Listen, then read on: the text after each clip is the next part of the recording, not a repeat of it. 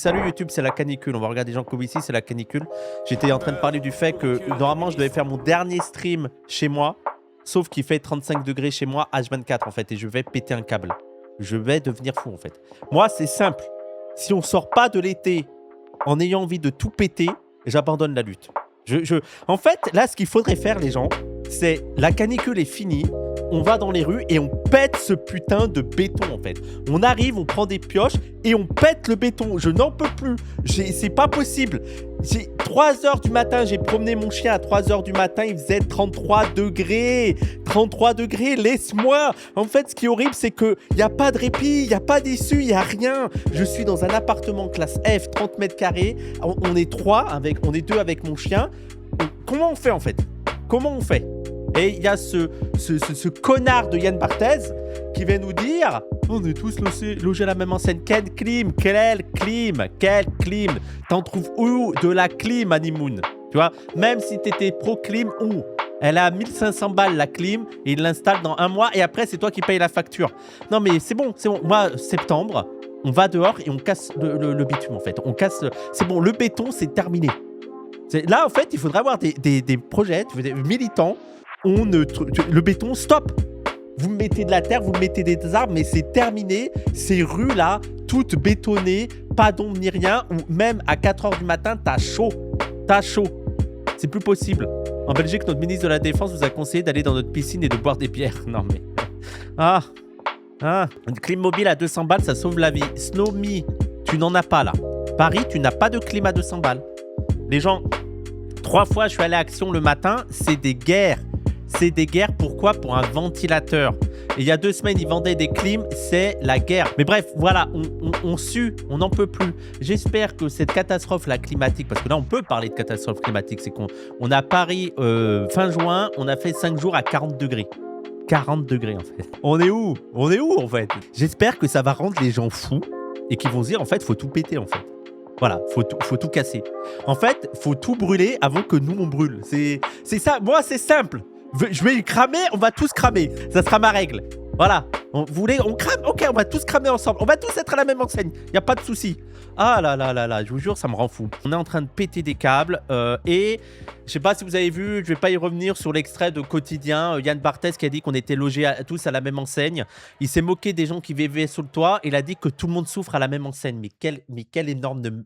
C'est une merde en fait. C'est une merde. Vraiment, en fait, il y a des gens, ils veulent être polis, ils veulent être calmes, il faut le dire. Yann Barthès est une merde, en fait. D'oser affirmer, il fait 40 degrés, et que tout le monde a chaud, on est dans le même état que Bernard Arnault, mais qui viennent dans mon appart, Bernard Arnault, qui viennent une nuit dans mon appart, il va devenir écolo. C'est pas possible, c'est une folie. Le niveau de déni, il y a des gens, ils disent, oh, ils sont bêtes, ils sont bourgeois, en fait. Ils se rendent pas compte. Les gens, moi je vais vous dire, des gens comme ça, des gens de Yann Barth, c'est juste, parfois ils quittent leur clim, ils quittent leur studio pour aller à leur appart et il fait chaud dehors. Ils sont en mode, ah ouais, c'est vrai que c'est désagréable. Hein. Frère, nous c'est ça H24 en fait. La sensation que tu as là, les 5 minutes que tu marches entre ton taxi et ton studio, c'est nous H24 et parfois il fait encore plus chaud chez nous et il n'y a pas de porte de sortie. Mais en fait, on va péter des câbles. Voilà, je vous dis, on va péter des câbles. Je suis déjà en train de péter des câbles. Et je voulais voir la petite vidéo. Pardon, je vais renifler les gens, je suis désolé parce que là, je pense qu'aussi avec le... Ouais, bref, je suis un peu malade, je pense aussi. Même pas, il y a la clim dans le taxi. Oui, non, mais je dis le 5 minutes entre le taxi et le studio, quoi. Vraiment, les quelques secondes de marche. Hein. Les crises d'angoisse dans la chambre sous 35 degrés, sûr, il ne connaît pas. Non, mais c'est... Voilà, moi, je vous dis, vraiment, cette nuit, ça a été dur, quoi. Cette nuit, c'est le fait de marcher qui fait 35 degrés. Mais il y a des solutions à ça. Hein. On va en parler. On va en parler peut-être avec Jean Covici, on va voir. Il y a Jean Covici qui est allé à Quotidien hier, je crois.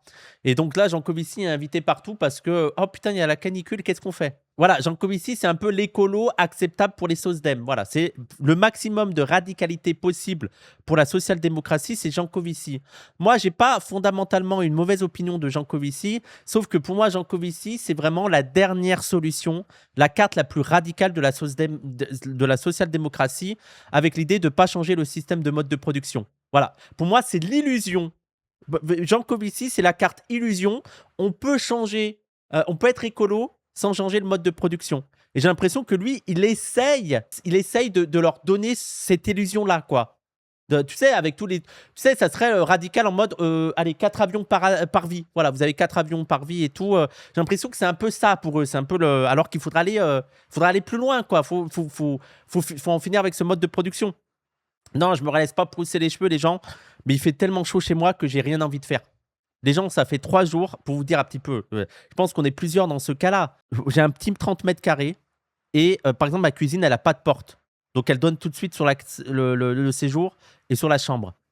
Ça fait 3 jours que je ne fais plus rien chauffer, même pas du café. Voilà. Je ne fais rien chauffer. Je n'allume pas mes plaques, ne serait-ce que pour le café le matin, parce que ça va faire de la chaleur, en fait. Et il fait déjà 35 degrés.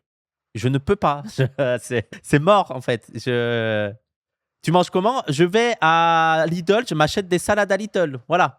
Salade à Lidl, je ne peux pas. Tu ne peux pas cuisiner. C'est pas possible.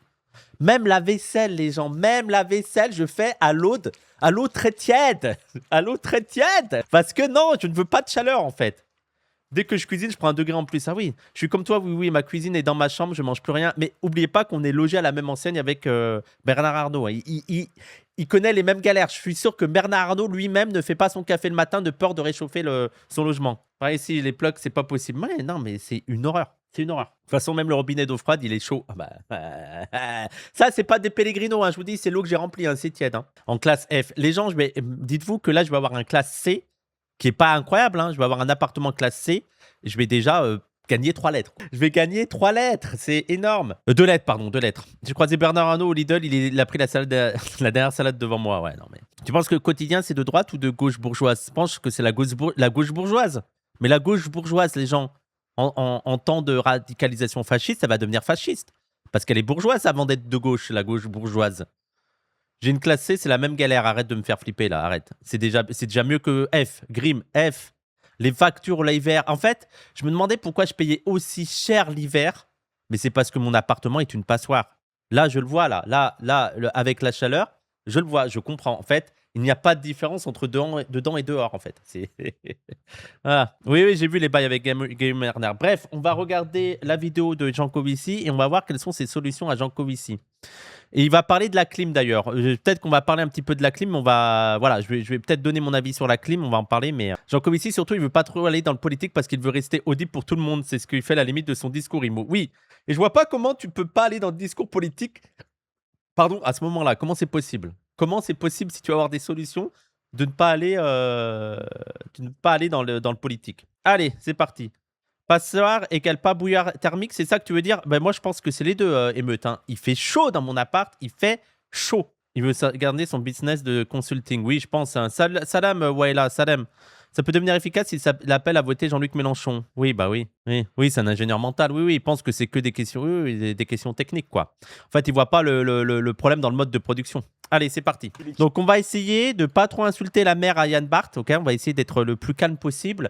J'ai le droit. Allez, on va faire un jeu pour essayer de limiter ma vulgarité. J'ai le droit à 150 insultes sur ce fils de pute. Ok, on va faire ça. Donc 149 insultes sur cette grosse merde. 148 insultes sur cette immense merde. 147 insultes sur ce bâtard. Allez, 146 insultes sur cet infâme étron. Allez, 147. Yann Bâtard. Ouais, mais toute cette clique-là. Toute cette clique. Allez, on va essayer. Allez, vite. Et le public, on ne vous présente plus, alors on peut aller droit au but. Vous nous aviez prévenu. Maintenant, on est devant le fait accompli. Est-ce qu'il va falloir faire avec? Oui, les gens, force aux écologistes. Force aux écolos, ça fait 50 ans qu'ils disent, les gars, peut-être qu'il faudrait faire quelque chose, parce que là, on va aller dans des situations où ça va être catastrophique, et on va être obligé, vous allez nous proposer des solutions de merde, en fait. Et qu'est-ce qui se passe? Allez, on est en 2026. Il fait pendant 5 jours 40 degrés au mois de juin dans Paris. Et qu'est-ce qu'on nous propose comme solution? De tout climatiser. Est-ce qu'il y a quelqu'un qui peut m'envoyer le tweet de Eric Ciotti? Le tweet que j'avais mis en story, est-ce que quelqu'un peut me l'envoyer, s'il vous plaît?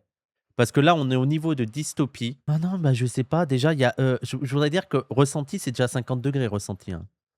Ouais, on va en parler, ça. Tout repeindre en blanc et en une nuit. Non, mais on va en parler, ça, des solutions qui existent et tout. Enfin, des solutions. Des portes de secours, on va dire. Hein.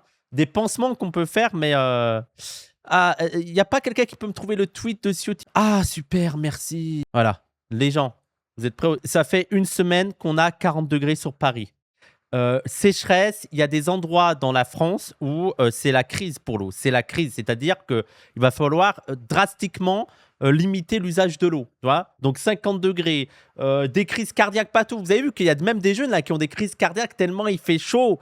Tellement il fait chaud, c'est la crise. Il y a des territoires agricoles, c'est foutu, c'est mort. 50 degrés, tu ne peux rien faire. 40 degrés, tu ne peux rien faire. Les animaux, on n'en parle pas. Ils sont en train de suffoquer. Les animaux sont en train de se suffoquer. Et regardez le tweet de Éric Ciotti. Climatiser la France, c'est sauver notre économie. Mais de quoi tu parles? De quoi tu parles? Genre, eux, en fait, ils sont tellement sataniques. Moi, je parle, c'est bon. Il n'y a même plus de... Non, c'est Satan. Ces gens, c'est Satan. Ils sont tellement sataniques, ils feraient 50 degrés. Ils sont en mode à parler d'économie. Comment sauver l'économie? Climatiser la France, c'est sauver notre économie. Au-delà de 30 degrés, la productivité chute de 10%, fils de pute. En fait, il y a pire que... Ok, pourquoi elle baisse la productivité au-delà de 30 degrés? C'est parce qu'on n'en peut plus, en fait. On n'en peut plus, on a chaud. On ne peut pas... En fait, il faut instaurer une loi, les gens. Moi, je suis président de la France, 35 degrés, personne ne travaille. Juste les trucs essentiels. Voilà, les hôpitaux et tout. Et ils ont une prime parce qu'ils ont travaillé au-delà de 35 degrés, en fait. Les ouvriers, au-delà de 30 degrés, tu ne travailles pas dehors. Voilà, 30 degrés, tu ne fais rien dehors. C'est terminé. Allez, on stoppe. Restez chez vous, allez prendre des pauses, allez dans des endroits climatisés, allez prendre des bains, mais ça ne travaille plus. Et lui nous dit... ouais. Alors, un bureau à plus de 30 degrés, c'est une demi-journée de travail perdue par semaine. Mais l'humain a totalement disparu de la pensée de Ciotti. 10 jours à 35 degrés coûtent 8 milliards d'euros de PIB. Voilà son problème.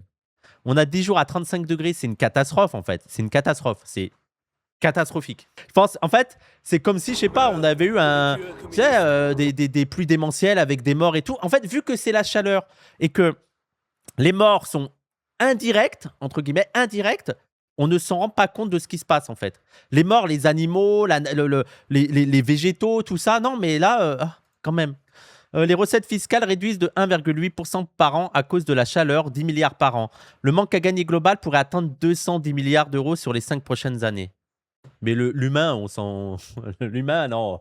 Non, mais on a perdu pas mal d'argent. Il faudrait peut-être climatiser. Et en plus, moi, ce qui me fascine chez eux, c'est que leur solution face à la catastrophe climatique et aux canicules qui s'annoncent, c'est climatiser. Mais c'est ça y est, c'est tout. On climatise. C'est-à-dire, on rajoute des choses qui usent de l'énergie, qui en plus vont chauffer les villes. Je rappelle, les clims chauffent les villes. Regardez, je veux dire, leur projet, eux, c'est Phoenix dans l'Arizona. Paris doit devenir un désert. Phoenix dans l'Arizona, je rappelle, Phoenix, allez voir la température l'été de Phoenix dans l'Arizona. Ils se sont construits ça en plein désert. La journée, c'est 45 degrés. La nuit, c'est 35 degrés. Les gens, pour vous dire, les gens, à quel point c'est une aberration. On est à Phoenix, on est dans le désert. Dans le désert, tout est bétonné, tout est climatisé. Donc, dans la rue, il y a la chaleur naturelle et il y a la chaleur de la clim. Et la chaleur du béton, c'est ricain. La nuit, ils vont dans le désert parce qu'il fait plus frais. Voilà. Pour sortir, ils vont en dehors de la ville, dans le désert, parce qu'il fait plus frais. Non, mais Phoenix et Las Vegas, il faut considérer que c'est des villes mortes. Ça y est, c'est fini. C'est abandonner ces villes. C'est fini. C'est fini. Dans l'Arizona, c'est la chaleur sèche, donc c'est mieux qu'ici. Ouais. Oui. Mais premier degré, il faisait comment avant la clim à Phoenix? Je pense qu'il n'y avait pas de ville. Ils ont eu la clim très tôt. Mais c'est une folie, quoi. Et ce qu'ils nous proposent, c'est de rien faire, de rien changer le mode de production et juste on va climatiser. Mais c'est quoi? On va climatiser Ok, on climatise les... Allez, imaginons, on est dans un idéal. On a climatisé toutes les maisons. On climatise la nature aussi, on climatise dehors, on climatise la ville. C'est-à-dire, on ne sort plus de... Même la nuit, c'est-à-dire que la nuit, il fait 35 degrés. Sur Paris, tu fais comment pour t'en sortir? Allez, tu climatises... Tu veux sortir quand même. Tu veux sortir, tu veux bouger, t'es un être humain, tu veux... C'est quoi? On peut respirer l'air, en fait. Tu vas climatiser où? Tu vas climatiser les champs? Il y a des animaux, là, il y a des bêtes, elles sont en train de crever. Tu vas climatiser les champs? Non, mais vraiment, la dystopie de ces gens-là. Si les oiseaux ils meurent, les insectes ils vont pulluler. Bah non, mais on vit sous terre et on climatise les souterrains. Non, mais c'est dystopique, les gens. C'est une folie. Ils sont malades. Bref. Allez, voyons ce que va nous dire Jean Covici. C'est Dimanche, le Zawaton. Il y a quelques jours, un climatologue qui s'appelle Christophe Cassou, on était invité sur le même plateau, donc je tiens l'information de source sûre, a dit qu'en ce qui concernait les 50 degrés, la question c'était pas si, mais quand. Et quand? Eh ben, c'est toute la question. Mais Yann Barthès, j'espère Jancovici. Est-ce que Jancovici va lui dire quand même qu'on n'est pas logé à la même enseigne face à la catastrophe climatique? On est en train... le mois prochain ou dans 5 ans ou dans 10 ans Pour reprendre... Il y a plus beaucoup, ils crèvent de chaud aussi, les insectes, même les grillons prennent cher à 40 degrés. Une expression célèbre, qui aurait pu prédire c'est-à-dire... Oui, on rappelle ça, c'est Macron qui avait dit qu'il aurait pu prédire, c'est-à-dire ça fait 50 ans que tu as un consensus, 30 ans que tu as le consensus scientifique, même plus de 30 ans que tu as le consensus scientifique sur le fait que c'est l'activité humaine qui provoque ce réchauffement climatique, 50 ans, 60 ans que tu as des écolos qui préviennent sur la catastrophe en cours, que ça, on va prendre cher. On pourrait même parler de Marx, qui parlait déjà dans le Capital. Tu as des passages sur l'usage de la terre et tout dans le système capitaliste qui est en train de détruire le vivant, mais qui aurait pu prédire. Que ce qu'on est en train de vivre en ce moment... vous, ça fait longtemps que vous nous le dites. Oui, non, mais ce que je veux dire... Non, mais Jancovici, oui, si tu veux, il va sucer la bite à Jancovici, oui, mais c'est pas le seul, en fait. Y a pas... En fait, là, il voudrait nous faire croire que Jancovici crie dans le désert, mais il n'y a pas que lui, en fait. Putain, il n'y avait que Jancovici, il avait raison. D'ailleurs, voilà, quotidien, je voudrais vous préciser qu'il y a un homme politique qui se présente aux élections présidentielles, ça fait des années que vous n'aimez pas beaucoup, que vous participez à sa diabolisation, ça fait des années aussi qu'il prévient. Voilà, il s'appelle Jean-Luc Mélenchon. Je me rappelle quand il parlait de l'eau, tout le monde se foutait de sa gueule et tout, voilà quoi. Oui, mais il crie, oui. C'est que si on prend le jour, la date et l'heure, c'est très difficile à faire. C'est-à-dire... le public de quotidien, c'est vraiment quotidien, quoi. C'est-à-dire que les gens qui sont derrière auraient très bien pu être devant à discuter, quoi. C'est vraiment le public quotidien, c'est fou. Qu'on est en train de vivre en ce moment... En plus, Janco, il dit avec son asso que LFI avait le meilleur programme pour l'écologie. On pouvait parfaitement prédire que ça allait arriver, mais est-ce que ça allait arriver en 2026, en 2028, en 2035 ou en 2042 ? Ça, c'est pas facile. Parce que ce qui se passe en France en ce moment, vous venez de le dire, est très localisé. En ce moment, il fait aussi chaud qu'au Sahara, donc c'est quand même pas habituel. Rappelez-vous ce qui s'est passé au... Et je suis sûr qu'au Sahara, les gens, au moins, il fait aussi chaud qu'au Sahara. Mais au Sahara, au moins, dites-vous que c'est ça la folie. Au Sahara, au moins, la nuit, il fait froid. C'est-à-dire qu'on aurait mieux vécu au Sahara, en fait. Ouais, on aurait été mieux. Putain, c'est ça. Oui, immense banger, je rêvais d'être au Sahara, là. D'ouvrir la fenêtre. Putain. Mais par contre, ce qui est sûr, c'est que ce genre d'épisode voit sa fréquence augmenter beaucoup plus vite que la température moyenne. Est-ce qu'il est encore temps d'agir ? Bien sûr. Mais qu'est-ce que ça veut dire, ça? Est-ce qu'il est encore temps d'agir? Il est toujours temps d'agir. Ils en parlent aussi mal, mais ils en parlent... comment dire? Il y a Aurélien Barraud qui disait ça déjà il y a 10 ans. Est-ce que c'est trop tard? Mais c'est trop tard pourquoi? C'est trop tard pourquoi? C'est trop tard pour empêcher la catastrophe climatique? Bah oui, c'est trop tard pour empêcher la catastrophe climatique. Elle est là. Maintenant... il faut toujours agir pour sauver le maximum de personnes, pouvoir s'adapter le plus vite possible, le mieux possible. Donc, il est toujours trop tard, il est jamais trop tard, en fait. C'est toujours trop tard. En fait, oui, mais en fait, il faut agir, quoi. Voilà. C'est trop tard. Non, mais il faut agir. Voilà. Je veux dire, même, tu sais, même l'apocalypse, c'est politique. Même la fin du monde est politique, si vous voulez. Il y a toujours des moyens d'agir, quoi. De faire en sorte je t'ai découvert via Barreau sur une émission de PDH, oui, mais de sauver le plus de vies possible, quoi. Mais en fait, il faut se dire, les gens, en fait, il faut politiser aussi le truc comme ça, là, c'est ce que dit Malm, chaque projet de pétrole, chaque charbon, chaque truc, c'est des vies en moins. C'est qu'en fait, on est en train de tuer des gens. Voilà. On est en train de tuer des gens. Et je vous rappelle que là, il y a encore des projets d'ouverture de raffinerie, de pétrole, à les forêts et tout. Là, il y a encore, c'est fast, quoi. Ils ont encore des projets, là. Toujours temps d'agir. Vous savez, faut qu'il y ait des effets. Quelqu'un qui a fumé pendant 20 ans, s'il vous demande est-ce que ça vaut encore le coup que je m'arrête de fumer, il va dire oui. Ça effacera pas instantanément le fait qu'il ait fumé 20 ans. Ça dépend où on est son cancer du poumon. On est bien d'accord. Mais même s'il a un cancer du poumon, il vaut quand même mieux qu'il arrête de fumer. Oui. Donc, à tout Attendez, je mets un 25 parce que je veux faire aussi une autre vidéo, donc on va aller vite.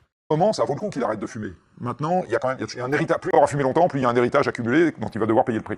Nous, c'est pareil. Oui, bien sûr qu'on peut encore agir, mais il y a un héritage qu'on va pas pouvoir refuser. Quel héritage ? Attends, mais il n'a pas de question, en fait. Oui, il n'a pas préparé son interview, il n'a pas de question. Bien sûr qu'on peut encore agir, mais il y a un héritage qu'on va pas pouvoir refuser. Putain, qu'est-ce que je peux lui dire maintenant? Quel héritage?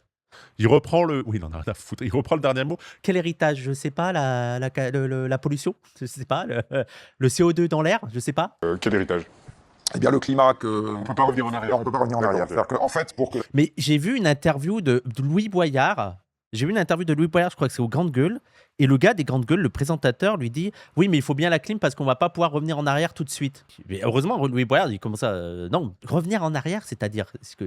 On va pas pouvoir. Oui, en gros, lui, il est en mode on va pas pouvoir refroidir tout de suite la planète. Ils sont vraiment, les gens dans la bourgeoisie, c'est le techno-solutionnisme. Voilà. C'est on va refroidir la planète avec la géo-ingénierie et puis c'est tout. Pourquoi vous inquiétez? On va refroidir la planète. En fait, la planète est un radiateur. Et c'est un radiateur, la planète. On a mis le chauffage, après, on va baisser un petit peu, quoi. Voilà, oh là là. Oh là là. Tous ces boomers dans le déni du techno-solutionnisme, oui, c'est une folie, hein. Avec un tome de classe. On va mettre des probations sur la la planète. température s'arrête de monter, il faut que les émissions planétaires deviennent nulles. Et ça, c'est lié au fait que le CO2... Nul. Nul, oui, zéro. C'est Oui. facile à comprendre, c'est zéro. Oui, oui, oui, oui, oui. Ouais. Pas du tout. C'est-à-dire que ce qu'on a vécu, par exemple, avec l'année de Covid, les confinements, ça, c'est le modèle qu'il faudrait attendre. Alors cette année-là, les émissions ont baissé de 5% dans l'année, et en fait, il faudrait que ça baisse de 5% tous les ans. Donc chaque année, il faudrait rajouter 5% de baisse. Ah, là, il est en mode. Alors là, c'est non, en fait, parce que moi, j'aime mon confort, en fait. Si on veut limiter le réchauffement planétaire à 2 degrés, sachant qu'actuellement, on est à 1,5. Hein. Et là, vous parlez des émissions mondiales, j'imagine. Mondiales, oui. Alors que les émissions de la France sont ridicules, il faut le rappeler, ça. Ah, je n'en peux plus, je n'en peux plus. Mais même à quotidien, on a cet argument-là. Ah, là, attention, parce que la France. Mais Total, attendez, simple question. Il croit que Total, c'est quoi en fait? C'est australien Total? C'est quoi? C'est camerounais Total? C'est une folie, quoi. On roule comment? Fils de pute. Comment on roule ici? Lui, c'est juste un maxi fils de pute. Ah non, c'est pas possible, hein. Total, 1% des émissions mondiales. Non, mais c'est. C'est bon, là, c'est stop. Oui, mais en France, on vit en fait les conséquences des émissions mondiales. C'est comme ça que ça Des marche. voisins, encore. Non, mais on vit pas seulement des conséquences. Non, mais attendez. Non, mais attends, mais non. C'est à cause des voisins, en fait. Non, mais on externalise, en fait, la pollution. Effectivement, Total ne produit pas sur notre territoire. Mais on vit de ça, en fait. On participe à ça. On achète des vêtements chez Zara. On mange de la viande. Comment ça se passe? Comment ça... Ah, putain. Oui, tu aurais dû me mettre la limite à 1000 insultes, là. Ça va être compliqué, hein. La Chine, oui, ouais, c'est les voisins, en fait. Nous, on doit supporter la politique des voisins. C'est vraiment ça, hein. De nous, plus des voisins. Et en fait, pas des émissions de l'année, on vit les conséquences des émissions passées. Parce qu'en fait, le CO2, c'est un gaz, c'est chimiquement stable une fois que c'est dans l'air. Le CO2, c'est un oxyde, tous les oxydes sont très stables. L'eau, c'est un oxyde aussi, oui, ça fait 4... Oui, on vit de nos émissions précédentes, puis notre consommation est aussi. Mais même, je veux dire, nos émissions aujourd'hui, les gens, moi, je veux qu'on considère que si tu utilises, les gens, si tu utilises du pétrole en France, tu es responsable des émissions de pétrole. C'est tout. De faire croire que c'est le pays ailleurs qui pollue alors que toi tu pollues pas, alors que tu roules avec l'essence, c'est non. C'est pas, tu peux pas avoir cet argument-là. Tu utilises de l'électronique, tu utilises de l'IA, tu utilises ton iPhone, et puis tu utilises ça, tu fais partie du problème. présent sous forme d'eau, c'est assez stable.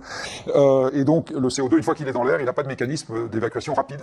Donc, si on ne veut pas qu'il y en ait trop dans l'air, il faut juste pas en mettre. C'est à peu près aussi bête que ça.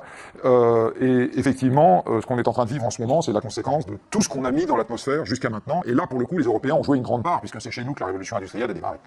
Et puis, on continue d'exploiter le reste de la planète. Les Européens ont déplacé les productions ailleurs. Voilà, Total, c'est le meilleur exemple. C'est chinois. Alors aujourd'hui, oui. Ouais, mais dans l'histoire, non. Mais si on regarde non, le cumul, l'histoire, non. si on regarde le cumul, l'Europe est devant, me La semble-t-il. question c'est, il faut qu'on fasse quelque chose tous ensemble. Oui. Attendez, c'est ça le niveau d'analyse politique sur quotidien. Alors, je pense qu'il faudrait qu'on fasse quelque chose tous ensemble. Mais quoi? Qu'est-ce qu'on pourrait faire? Ah là là là là là là! Vous avez vu les vagues que je fais avec mon doigt? Tous ensemble, en fait. Parce qu'on est tous logés à la même enseigne, hein, je rappelle. Hein. Bernard Arnault et moi, on est logés à la même enseigne.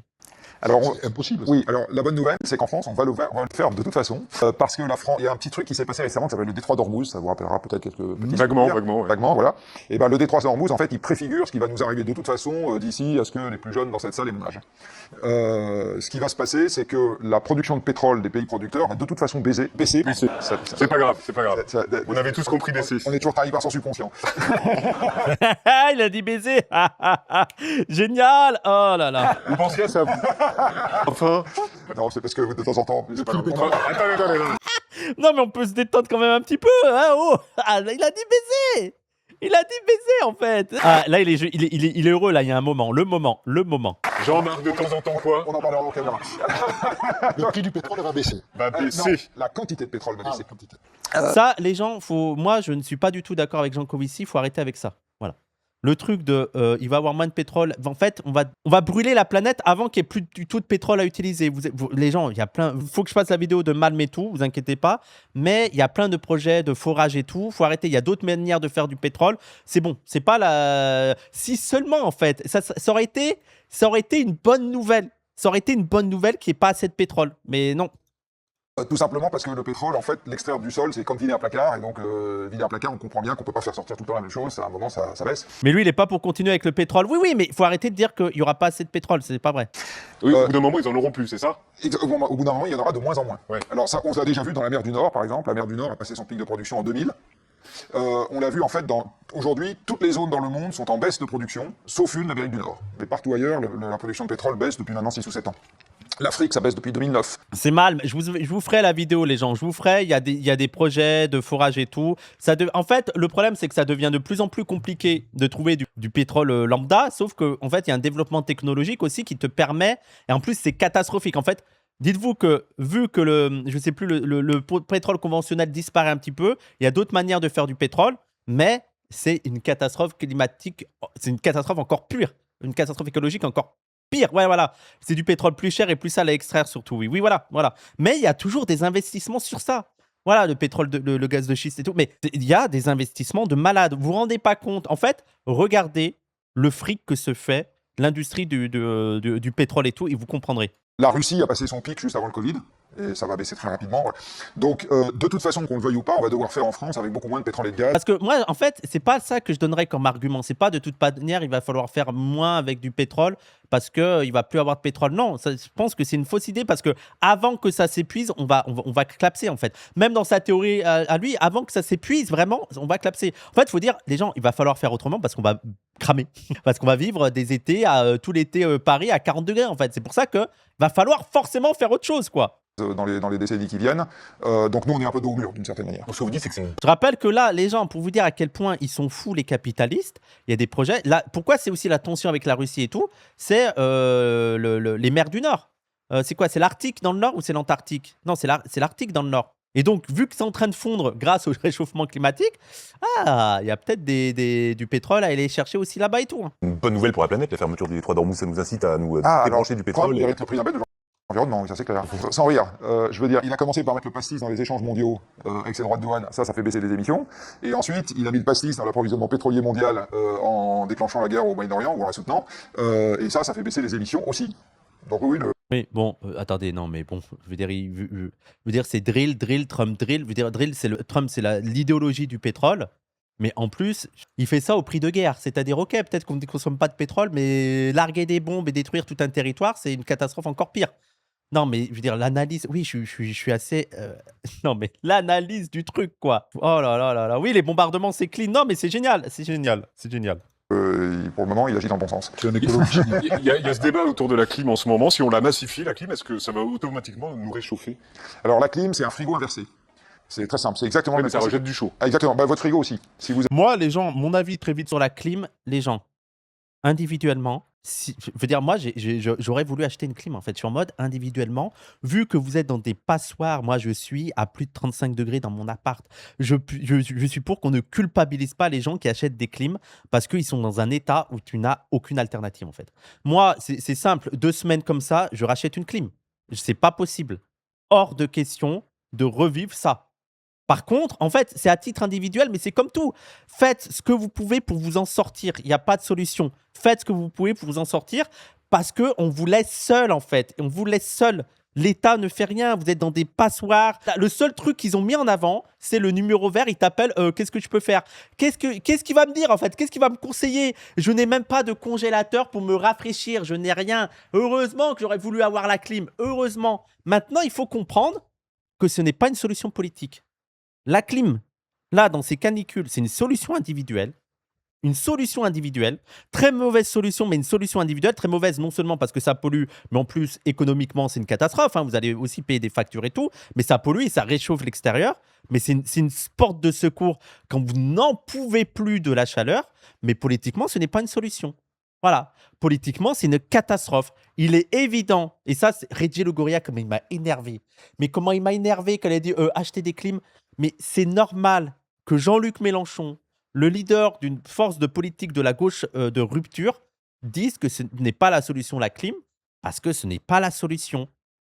Il faut trouver d'autres alternatives qu'une alternative comme la clim qui va aggraver le problème en fait. Donc individuellement, faites comme vous le pouvez, politiquement, ce n'est pas la solution. Et ça, c'est le truc, les gens, il y a plein de trucs qu'on fait individuellement. Ouais, on sait que c'est pas top, mais bon, voilà, faut bien vivre. Mais politiquement, on lutte pour autre chose, quoi. Politiquement, pour moi, les gens, la solution politique, la première affaire, et je le répète, c'est septembre, on sort et on casse le béton. Mais en attendant, mais je vous dis, en attendant, achetez la clim si vous en pouvez plus. Bien sûr, achetez la clim si vous en pouvez plus. Mais politiquement, c'est pas la solution, en fait. Alors, retenez en tête qu'il y a des choses que vous faites individuellement, vous savez très bien, c'est les contradictions, vous savez très bien que ce n'est pas la solution politique, sauf qu'il faut s'en sortir. Par contre, moi je pense que la première politique à avoir dans des villes comme Paris et tout, c'est on casse tout. On casse le béton, on casse ces trottoirs, faut végétaliser, remettre de la terre, remettre des arbres, c'est pas possible. C'est pas possible. C'est mort ce béton-là, c'est mort. On plante. Mais même la terre, les gens. Moi, quand je vais au parc avec Lulu, quand je vais dans son canipark, juste le fait qu'il y ait de la terre, c'est moins chaud. C'est moins chaud, tu respires. Et les gens, parfois on se moquait de ces personnes-là, mais c'est scientifiquement vérifiable. Des trucs tout simples. Donc, il y a les bâtiments à isoler, faire en sorte que la chaleur, voilà, c'est des passoires, donc la chaleur rentre facilement, donc dedans, tu es en train d'étouffer. Donc faire en sorte que ce soit isolé autant de la chaleur qui sort que la chaleur qui rentre, tu vois. Donc ça, c'est les trucs vraiment, c'est les gros projets, mais des trucs tout simples de peindre les bâtiments en blanc. Je suis architecte, je vais vous sauver la team. Mais vous vous rendez pas compte, peindre les bâtiments en blanc, c'est une des solutions. Vraiment. Une des solutions. Mettre du végétal sur les toits. Sur les toits, moi président, sur les toits, c'est du végétal et des panneaux solaires. Voilà. Végétal, panneaux solaires. En plus, moi, il y a un truc, les gens. Pour moi, c'est un truc un peu mystique. Pour moi, c'est la preuve. En fait, c'est très le truc. C'est la preuve que ça ne va pas. Elle est où, ma fille? Elle est en train de dormir à côté, là. C'est que je trouve qu'il y a un peu un signe divin au fait que les solutions modernes, au fait que la pollution, c'est dégueulasse. Je veux dire, esthétiquement, le béton, c'est dégueulasse. Esthétiquement, je veux dire, moi je trouve ça beaucoup plus beau, une ville avec des arbres, avec du vert, avec de la terre, que ces villes-là modernes où tout est bétonné, tout est gris. Je trouve qu'il y a un truc, mais simplement le fait que le pétrole ce soit dégueulasse, ce soit noir, c'est fumé, que ce soit gris, je trouve qu'il y a un putain de signe divin en mode, mais les gars, c'est pas normal, c'est pas normal en fait, faut tout casser là, faut tout casser. Il n'y a plus d'immeubles. Non, mais c'est... Voilà. Et il faut remettre du vert. On sera heureux. Il y aura des arbres. Voilà. Le pétrole, c'est nul parce que ça pue. Parmi les facteurs, oui. Oui. Mais oui, mais moi, je suis premier degré. Hein. Faut casser là. Faut tout casser. Et il faut mettre des arbres, en fait. Il faut planter des... Faut mettre de la végétation. Il faut qu'on respire. Faut qu'on... Voilà. Oui, le pétrole est pas noir quand il est... Oui, je sais. Mais le pétrole est maléfique, bien sûr. Le pétrole est maléfique. Non, mais il y a un truc maléfique là-dedans. En fait, pour moi, regardez là, le pétrole, quand il est dans les catastrophes, dans les mers et tout, je trouve qu'il y a un signe divin. Moi, tout simple, regardez, allez, 19e siècle. Mais je crois qu'il y a Fressos qui en parle. Fressos, il en parle et il avait des écrits anti-technologie dans le 19e siècle avec l'idée que c'est horrible de voir ces grandes industries, ces énormes industries qui polluent avec le charbon et ces grandes fumées noires. Et il disait, mais il fallait peut-être prendre au sérieux. Je sais pas, je crois que c'est Fressos, hein. Et il fallait peut-être prendre au sérieux ces analyses-là en mode, mais attendez, c'est peut-être pas normal ce qu'on est en train de faire parce que c'est moche, quoi. C'est horrible, quoi. Ces grandes fumées qui rejettent des fumées, ces grandes cheminées qui rejettent des fumées grises et tout. Voilà, peut-être qu'on a peut-être merdé. Vous allez passer la main derrière le frigo dans les cuisines. Vous n'allez jamais dans les cuisines, vous avez des gens qui font ça pour vous. Oh, Jean Covici, merci, attendez. Toi aussi. Si vous allez passer la main derrière le frigo dans les cuisines, vous n'allez jamais dans les cuisines, vous avez des gens qui font ça pour vous. Oh, Oh là là, allez, première patate contre Quotidien. Première patate, merci. Merci Jean-Co, juste pour ça je t'aime bien, merci. Ça va pas? Bon, si vous allez passer la main derrière le frigo, derrière le frigo, c'est chaud. Alors je vous avoue, je ne vais pas derrière le frigo, je vais devant le frigo. Alors, devant le frigo, il y a la bière, mais derrière le frigo, il y a la chaleur. Et donc, en fait, la fraîcheur de la bière, ça s'est transformée en chaud derrière le frigo. Et la clim, c'est exactement le même principe, sauf qu'au lieu que ce soit l'intérieur du frigo, c'est l'intérieur de cette pièce, par exemple, et la chaleur est rejetée à l'extérieur. Donc, en fait, la clim qui est en train de refroidir cette pièce, elle rejette sa chaleur dans l'air. Ouais. C'est une chaleur créée ou pas, du coup, déplacée? Transférée. C'est déplacé, donc Transféré. elle existait déjà. Alors, en fait, s'il n'y avait pas de clim dans cette pièce, il ferait une température plus proche de celle qui fait dehors, et puis à cause de la clim, il fait moins chaud ici, et donc un peu plus chaud dehors. Voilà, c'est ça Mais du transfère. coup, Il découvre ça. 2026, il découvre ça. C'est quand même une folie, quoi. Ah bon? Mais c'est pas magique, en fait. Je crois que c'était magique, moi. Je crois qu'il faisait juste frais, quoi, d'un coup. c'est un problème de mettre de la clim? Alors, ça veut dire que si on met de la clim absolument partout, pour ce transfert de chaleur, il commence à devenir significatif, et donc il fait encore plus chaud dehors, et vous augmentez l'îlot de chaleur. Mais ils vont pas, mais ils s'en foutent, ils vont 30 secondes dehors juste pour aller dans leur taxi avant d'aller chez eux. Qu'est-ce qu'ils s'en tapent? Et aller dans leur exposition et leur cinéma climatisé, ils s'en foutent. Ok, il fera plus chaud, c'est pas grave. Dans les villes. Les gens dystopiques aussi hier, dystopiques. J'ai vu pour la première fois, voilà, je vous ai dit à 2h du matin, je promenais Lulu et tout, des ouvriers qui travaillaient à 2h du matin. Voilà. 2h du matin, un chantier, tu avais des ouvriers qui étaient là. Dystopiques, voilà, mais c'est bien, c'est bien, c'est bien. Mais en plus, les pauvres, il faisait quand même 30 degrés. À 30 degrés, ils étaient en train de travailler là dans la rue. Voilà. Voilà. Génial. Et après, il y a un deuxième sujet qui est la consommation électrique. Alors en fait, ça maintenant qu'on a des panneaux solaires partout, il se trouve que la clim fonctionne en particulier au moment de la cloche solaire. Donc ça, c'est moins un problème. La cloche solaire, c'est le gros pic de production qu'on a entre 10h et 16h. Il n'y a pas de panneaux solaires partout. Ah si, en Europe, il commence à y en avoir beaucoup. Ah bon? Qu'est-ce qu'il faut climatiser? Les hôpitaux? Oui, bon, ça, les gens, moi, par contre, il est évident que même dans une politique socialiste, hein, dans la nôtre et tout, il y a des endroits où c'est climatisé. C'est-à-dire que même avec une politique de la ville où on reverdit, on blanchit, on reverdit et tout, on laisse de l'espace. Aussi, je pense qu'il faut s'inspirer sur... En fait, on va se rendre compte que peut-être dans le passé, dans les pays du Sud, ils avaient des techniques architecturales et aussi de la ville pour que ce soit plus frais. Voilà. Hein, l'Occident dans sa supériorité technologique et tout. Et d'ailleurs, il y a ces tendances-là un peu à revenir sur d'autres manières de penser la ville, en voyant notamment en Espagne, en Andalousie, le fait que les rues soient étroites et tout, mais aussi en Iran avec des sortes de bâtiments, avec une sorte de clim naturel dans la manière de construire le bâtiment et tout. Peut-être que ça serait intéressant à aller voir. Hein. Ouais. Peut-être, je sais pas.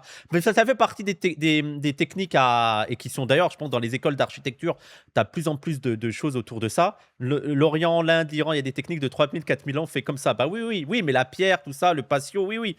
Il y a des petits... Oui, non, mais voilà. On va essayer d'arrêter d'être arrogant et de voir que peut-être il y a des gens, ils ont déjà des solutions qu'on a méprisées. Hein. Voilà. Mais par contre, c'est sûr que les hôpitaux, les écoles et tout, ça, c'est climatisé. Pour moi, même dans notre politique à nous, il faut un minima de clim dans ces endroits-là. Voilà. Alors déjà, il y a plusieurs manières de climatiser. En Iran, ils sont chauds en archi, ils sont chauds en tout en Iran. Et on peut climatiser. Il y a des espèces de clim géantes au Moyen-Orient, des gros édifices en pierre avec un trou au-dessus et des trous sur le côté. Oui, mais le problème en plus, Dubaï, voilà, ça, c'est des pays qui ont choisi la technologie moderne. Voilà, juste la clim, on met la clim, voilà. Des grands bâtiments, des grands immeubles vitrés, modernes et tout, et on met la clim. Voilà, ça, c'est horrible, c'est horrible. C'est le pire truc à faire. Climatiser sans électricité. Tout ce qui est film réfléchissant sur les fenêtres, construction d'auvent, panneaux occultants, stores. Ça marche, ça? Bah évidemment que ça marche. Dieu, donne-moi la force de pas lui insulter sa grand-mère la pute. C'est pas possible. Ça marche, ça? Non, mais attends, ça marche? C'est que vous voulez qu'on vive qu'en Afrique, en fait. On fait c'est quoi, des immeubles en terre? C'est ça? C'est ça qu'on va faire? On va manger des termites aussi? Ah, putain.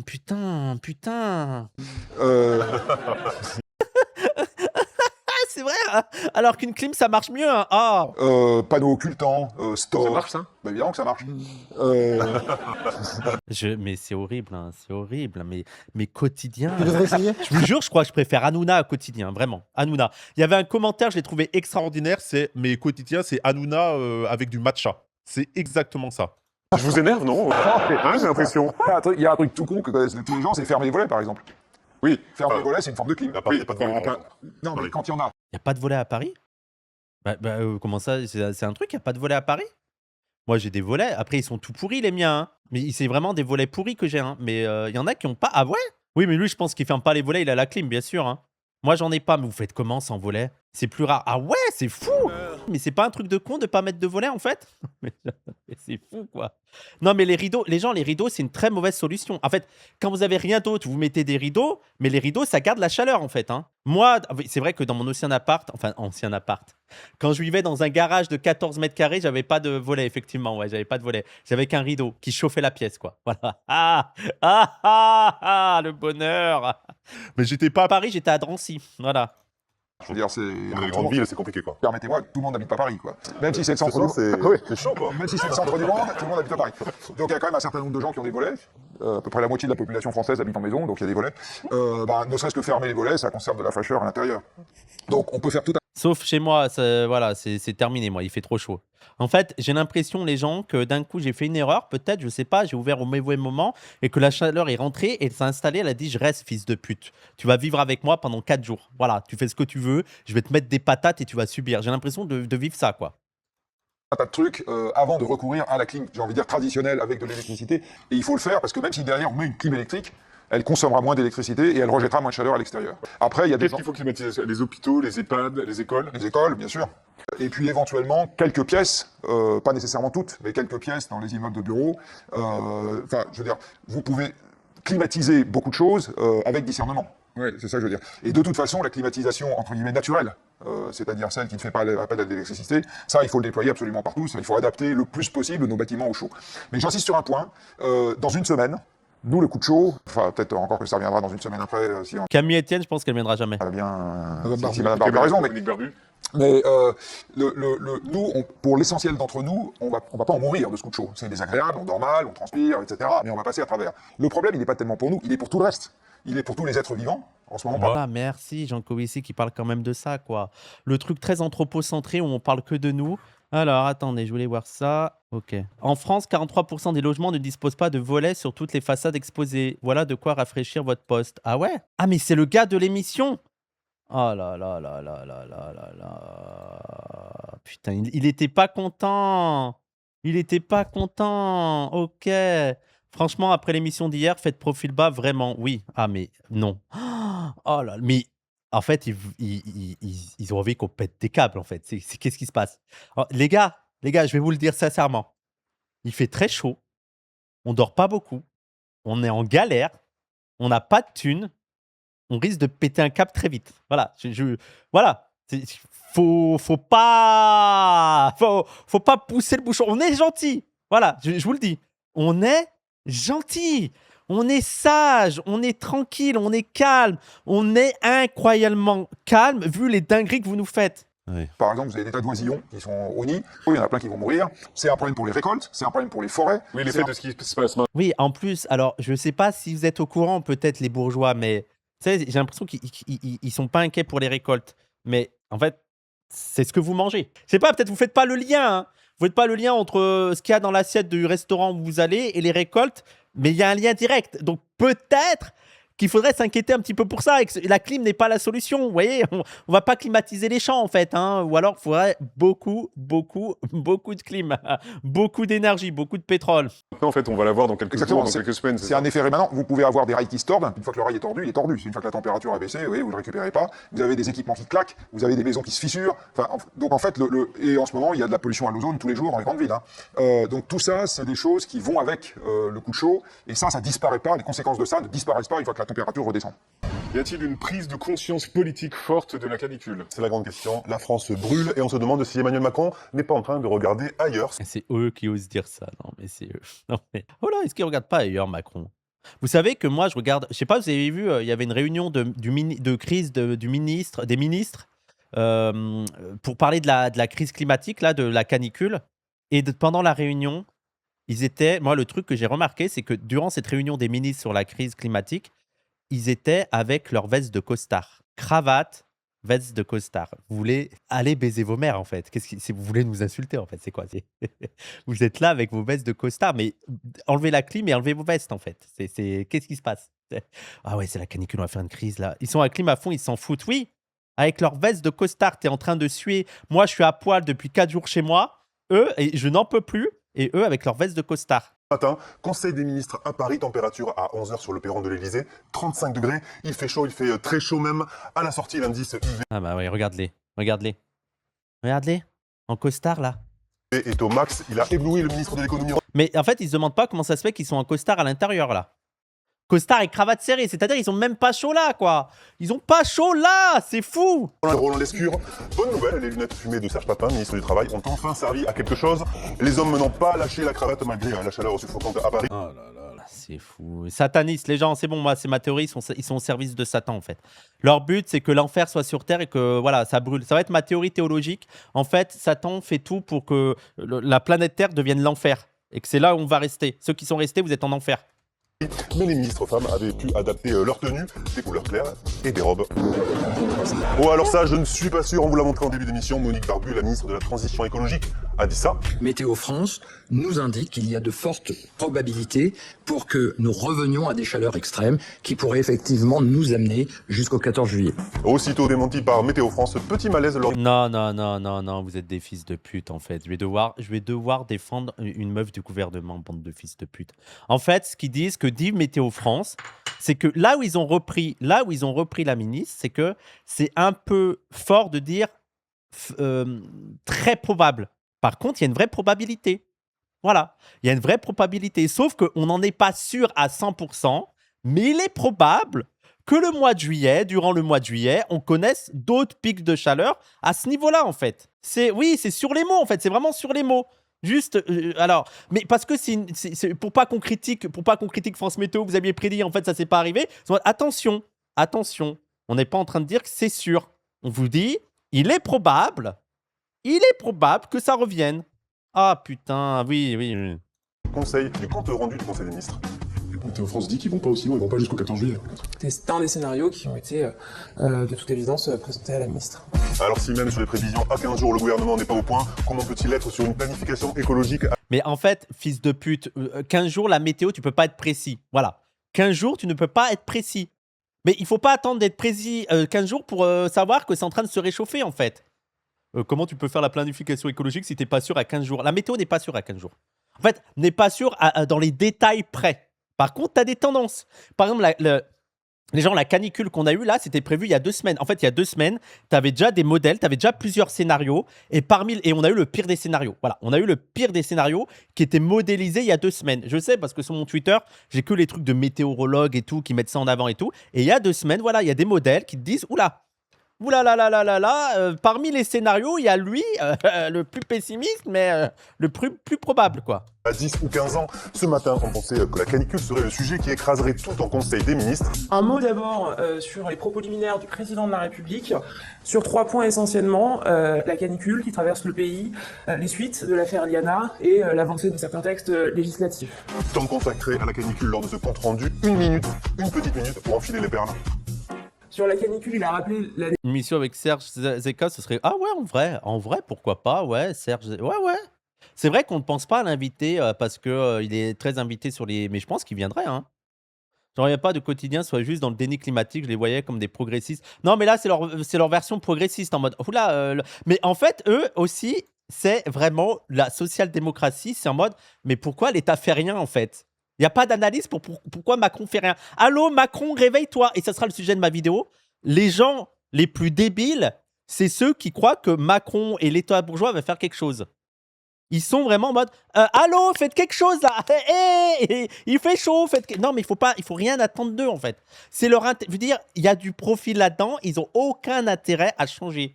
Aucun intérêt. Eux, ils sont logiques. Ceux qui sont pas logiques, c'est ceux qui attendent que l'État bourgeois, genre Macron, va agir contre la catastrophe climatique. Nécessité d'avancer sur 2 jambes, l'atténuation d'une part, l'adaptation d'autre part. Il a évidemment engagé ses ministres à rester mobilisés dans les jours et les semaines à venir. Et dimanche soir, sous une chaleur de plomb, toujours depuis... Qu'est-ce qui se passe là? Pourquoi elle a cette veste? Mais attends, mais ça c'est... Brigitte, qu'est-ce que tu nous fais là? Respecte-nous, je sais pas, ça me rend fou. Comment tu peux t'habiller comme ça? Il fait 40 degrés, bordel de merde. Putain.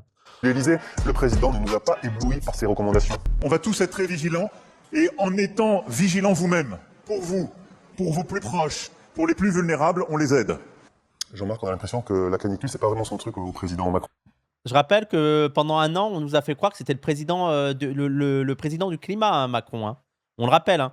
Il y a une promesse qu'il a tenue, Macron, parce que le président vert, le président mondial du climat et tout. C'est votre sentiment aussi? Je pense que c'est très très difficile d'une manière générale pour We make the planet great again. les élites de comprendre où sont les réalités physiques qui permettent au monde d'être comme il est. Regardez dans ce studio, est-ce qu'on a conscience en ce moment du fait qu'on vit grâce à des champs, grâce à des mines, grâce à des usines, grâce à des trucs qui se passent loin? Le président de la République, j'imagine qu'il a conscience de ça, non? Mais en fait, ça aussi, c'est là où je suis pas d'accord avec Jean Covici. C'est pas que le Macron n'en a pas conscience. C'est que c'est pas ses intérêts économiques. Ses intérêts économiques, c'est de faire en sorte que, bon, promouvoir une sorte de capitalisme vert, on va s'adapter, on va faire la guerre avec, je sais pas, on va faire, les tanks marcheront aux panneaux solaires et ça ira, quoi, voilà. Ils n'en ont pas conscience, en fait, ils n'ont pas encore compris. Vous le dites, donc on a conscience maintenant. Oui, mais vous voyez, sinon on n'y pense pas spontanément. Et ben en fait, non. Moi, ma fréquentation des dirigeants, c'est que, en fait, c'est pas quelque chose qui leur vient naturellement à l'esprit. On est habitué toute la journée à manipuler des trucs conventionnels, de l'argent en particulier, mais on n'a pas la conscience de cette planète qui nous permet. Le président du macronisme, il a fait quoi pour le climat, le président de la République? Si on regarde par rapport à il y a 10 ans, il y a quand même un certain nombre de choses qui ont avancé, mais c'est très difficile de faire la part des choses entre les décisions qui viennent de l'Europe et les décisions qui viennent de la France. Attends, quoi? J'attendais quoi? Il a dit du bien de Attends. Un certain nombre de choses qui ont Le avancé. président du macronisme, il a fait quoi pour le climat, le président de la République? Si on regarde par rapport à il y a 10 ans, il y a quand même un certain nombre de choses qui ont avancé. Quoi? Et qu'est-ce qu'il a fait pour le climat, Macron? Attendez, ça, c'est le problème de Jean Covici, en fait.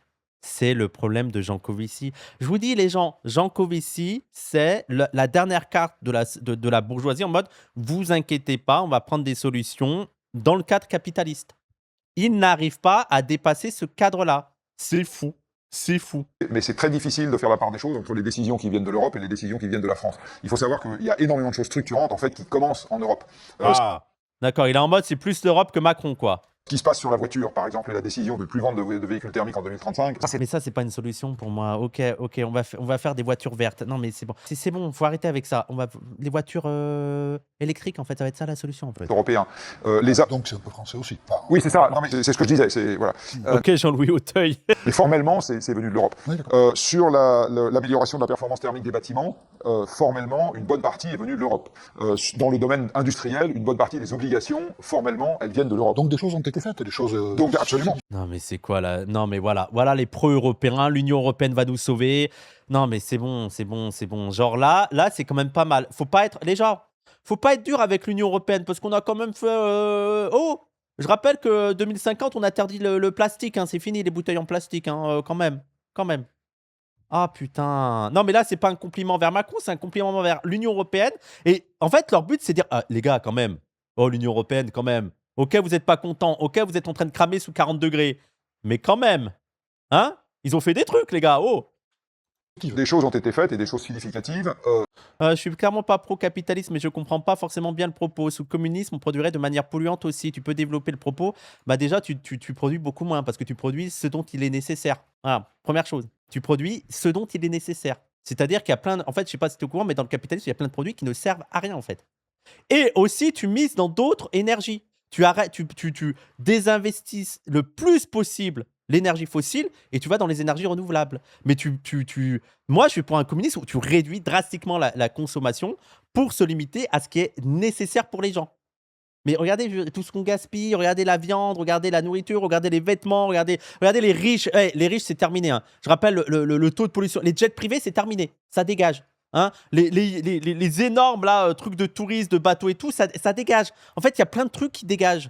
Genre le nucléaire, on en reparlera du nucléaire, on en reparlera. Pas assez. Une économie communiste n'est pas forcément productiviste. Oui, c'est parce que c'est le problème de l'URSS, de ce modèle-là et tout. Mais d'ailleurs, il en parle aussi Friot, mais effectivement, l'un des problèmes qu'il y a eu dans la théorie marxiste avant les années 70 et avant l'apport d'écologistes, c'est que les marxistes, beaucoup de communistes, étaient très productivistes. Avec l'idée qu'on peut produire autant que le capitalisme, mais partager mieux, quoi. En gros, c'est les ouvriers qui décident et tout, mais il y avait cette même logique de produire, quoi. Oui, Ça fait partie des tares qu'il y a eu dans l'histoire du communisme. Mais on ne peut pas dire qu'il ne s'est rien passé. Mais du coup, oui, quand est-ce qu'on va casser tout le béton? En septembre. Prenez rendez-vous en septembre, on casse le béton, les gens. Vous voulez la décroissance? Alors malheureusement, je pense que le débat est derrière nous, parce que je pense qu'elle est déjà là. Vous savez, après la Grande Dépression en 19... Ah ouais, la décroissance est déjà là. Alors peut-être que c'est juste nous les. Ah, il veut dire la décroissance, genre les pays sont en crise et tout. Après, c'est pas vraiment ça pour nous la décroissance, quoi. C'est pas que les gens, l'État fait moins de profit, quoi. Non, non. Oui, voilà, décroissance subie contre décroissance organisée. Mais surtout, les gens, la décroissance, celle qu'on a connue là, c'est nous en fait. C'est pas les riches, croyez-moi, ils vivent leur best life. Il y a comment elle s'appelle, celle qui allait dans l'espace là. Celle qui allait dans l'espace, hein.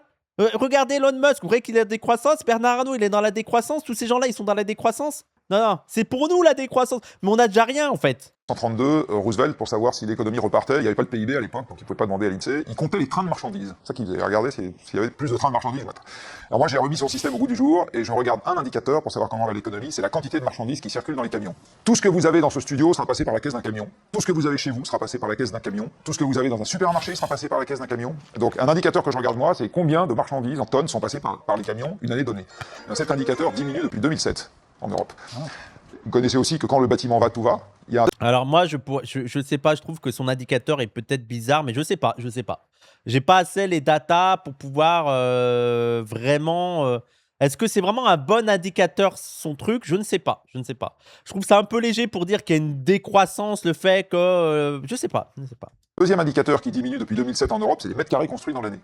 Donc en fait, en termes physiques, je considère que l'Europe est déjà entrée en décroissance depuis une petite vingtaine d'années, et ça correspond pile au maximum d'approvisionnement énergétique. Oui, mais par exemple, tu vois le truc de les camions et les marchandises qui circulent. Oui, mais voilà, moi, c'est des questions naïves que je pose, hein. Mais est-ce qu'on n'est pas un peu biaisé par la dématérialisation? C'est-à-dire qu'en fait, il y a beaucoup de choses. Maintenant, tu achètes. Toi, tout simple, les jeux vidéo et tout. Voilà, est-ce qu'il n'y a pas ça qui rentre en compte? Je sais pas. Mais peut-être, hein, peut-être que c'est un bon indicateur, hein. Peut-être, hein. De l'Europe qu'on a eu en 2007, parce que nous sommes déjà de plus en plus contraints, comme je le disais tout à l'heure, sur le pétrole et le gaz que nous arrivons à importer. Donc en fait, la décroissance est déjà là, et le problème, c'est comment est-ce qu'on arrive à composer avec. Composer avec, ouais, mais ouais. C'est pas un vrai indicateur scientifique, c'est du discours politique. Ok. Mais on est pro ou anti-Janco? Non, mais Janco ici, les gens, c'est déjà mieux que ce qu'on entend d'habitude à la télé, mais c'est pas notre solution rêvée en fait. C'est vraiment pas notre solution rêvée, mais c'est pas non plus c'est pas non plus quelqu'un de détestable quoi, mais c'est un ingénieur mental. Il manque la vie politique de faut casser ce mode de production. Oui ou non, en 2027, on va avancer, vous y croyez ou pas? Je pense qu'on va avancer au moment des crises.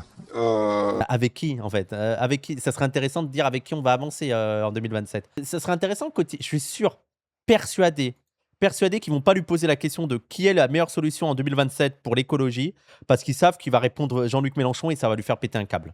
Il va dire Jean-Luc Mélenchon a le meilleur programme et ça va lui faire péter un câble. Alors, on va voir. Et je ne sais pas si 2027 sera une crise. En fait, les crises sont des grands coups de pied dans le cul qui nous obligent à avancer. Je suis pas sûr qu'il dirait ça. À RSA, il me semble qu'il y avait une interview où il disait que le meilleur programme écologique, c'était la France Insoumise, hein. Il me semble qu'il a déjà dit ça. Il n'a pas dit qu'il allait voter pour la France Insoumise, mais il me semble qu'il l'a déjà dit. Oui, en 2022. Oui, voilà.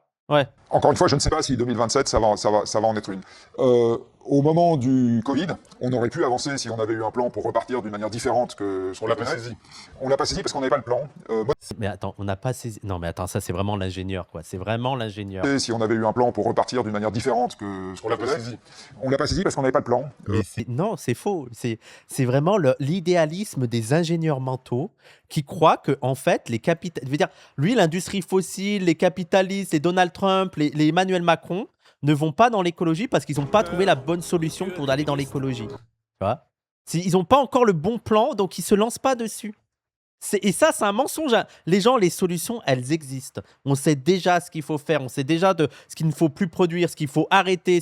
C'est juste des intérêts, le profit en fait. Je rappelle que l'un des secteurs où il y a le plus de profit, où tout le monde est impliqué, c'est l'industrie fossile.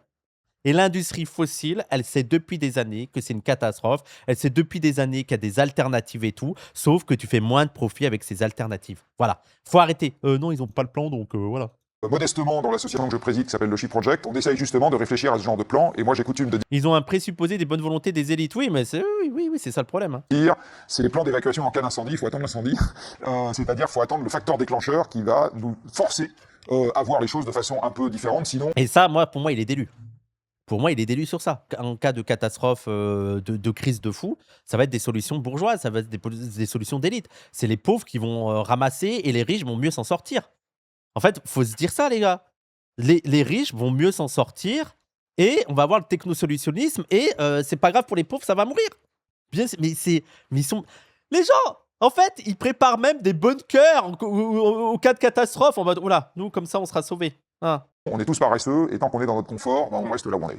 Merci Jean-Marc Jancovici. Si on veut donner de l'argent au Shift Project, on fait comment? Voilà, comme j'avais dit, il lui a pas posé la question 2027 qui serait le meilleur candidat pour les élections. Persuadé que c'est parce qu'il sait qu'il va dire Mélenchon et quotidiens sont des fils de pute anti-Mélenchon. Voilà. Rapidement. Alors, le Shift Project est une association d'entreprises, donc s'il y a des chefs d'entreprise qui nous écoutent et qui pensent que c'est une bonne idée de se préoccuper de décarbonation, qu'ils nous contactent et on leur fera le meilleur accueil possible. Les gens, ça, c'est l'écologie par le haut, hein, Jancovici. Hein. Je veux dire, à aucun moment, vous remarquez qu'à aucun moment, il n'a parlé de mobilisation populaire, de faire pression, que les gens doivent se protester, rentrer en grève, refuser de travailler. Non, non, non. Lui, son objectif, son public, c'est les entrepreneurs, c'est l'élite. Il est persuadé que ça viendra par là. C'est l'écologie par le haut. Et nous, on a juste à attendre comme ça une crise. Voilà, on attend. Voilà. On espère que les élites vont comprendre qu'il y a un peu de profit à faire dessus. Non, il n'y en a pas. Voilà. Voilà. Donc ça, pour moi, c'est non, c'est la pire solution. Voilà. C'est un lobbyiste. Oui, oui. Voilà.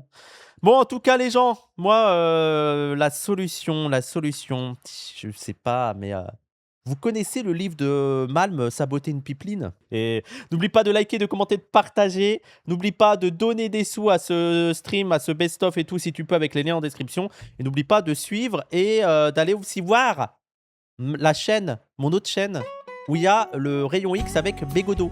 Tu mets Zawa Prod, Wissam Zawa et tu trouveras la vidéo. Voilà, ou tu mets Wissam Bégodo, tu trouveras la vidéo. Merci à tous!